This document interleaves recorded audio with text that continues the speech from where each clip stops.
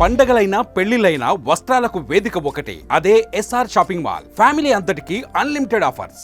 ప్రపంచ రాజనీతిజ్ఞుడు, భారత ఆర్థిక వ్యవస్థను గాడిలో పెట్టిన సంస్కరణవాది, కాంగ్రెస్ నేత, అజాతశత్రువుగా రాజకీయాల్లో కొనియాడిన మన్మోహన్ సింగ్ గారు మన మధ్యలో లేకపోవడం అనేది చాలా బాధాకరం. ఆయన వల్లే ఈ రోజు ఈ దేశం 5వ ఆర్థిక శక్తిగా ఎదిగి రేపు 3 అటు తర్వాత నెంబర్ 1 గా ప్రపంచంలో కాబోతున్న దేశం అవుతున్నది. ఒక దశలో భారతదేశ ఆర్థిక వ్యవస్థ ఛిద్రమైన పరిస్థితుల్లో ఒక ఆర్థిక శాస్త్రవేత్తగా ఈ దేశానికి అంది వచ్చిన వరం మన్మోహన్ సింగ్ గారు. నిగర్వి, నిరాడంబరుడితో పాటు ఒక ప్రజ్ఞాశీలిగా ప్రపంచం మొత్తం కీర్తించిన నాయకుడు, కాంగ్రెస్ పార్టీ నాయకుడు కావడం మేము అందరం కూడా గర్విస్తున్నాం. ఆయన లాంటి వ్యక్తిత్వం, ఆయన లాంటి శాంతిమత్వం ఉండే రాజకీయ నాయకులు చాలా అరుదుగా కనిపిస్తుంటారు. కాబట్టి ఇలాంటి ఒక గొప్ప నాయకుడిని దేశం కోల్పోయిన పరిస్థితి. కాబట్టి ఆయన కుటుంబానికి నా ప్రగాఢ సానుభూతిని తెలియజేయడంతో పాటు వారి యొక్క స్ఫూర్తిని ముందుకు తీసుకుపోవడానికి నేటి యువత మేధావులందరూ కూడా ముందుకు రావాల్సిన అవసరం ఉంది.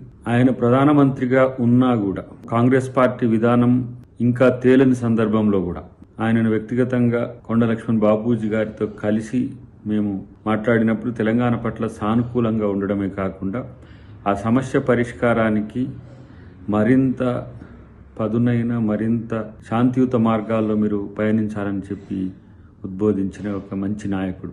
ఆ 10 సంవత్సరాల కాలం పాటు మౌనమునిగా కేవలం కార్యాచరణే లక్ష్యంగా, పనే లక్ష్యంగా పనిచేసిన ఒక నాయకుడు. మాటలకు చేతలకు పొందని ఉండని ఈ రోజుల్లో మాట్లాడకుండా ఆయన తెచ్చిన మార్పులు కాంగ్రెస్ పార్టీకే కాదు దేశానికి ఎంతో మేలు చేసినాయి. మన్రేగా లాంటివి కానీ, ఫుడ్ సెక్యూరిటీ బిల్ కానీ, సమాచార హక్కు చట్టం కానీ, ఇవన్నీ కూడా కాంగ్రెస్ పార్టీ నాయకత్వం అనుకున్న దాన్ని 2 సభల్లో ఒప్పించి మెప్పించి వాటిని సాధించగలిగిన నాయకుడు. నిజంగా అలాంటి నాయకుడు మనకు భవిష్యత్తులో ఉండాలని, భవిష్యత్తులో రావాలని కోరుకుందాం. అన్నిటికంటే ముఖ్యంగా ఆయన యొక్క సేవలు దేశానికి చిరస్మరణీయం. సుమన్ టీవీలో మీ పర్సనల్ అండ్ బిజినెస్ ప్రమోషన్స్ కోసం కింది నెంబర్కి కాంటాక్ట్ చేయండి.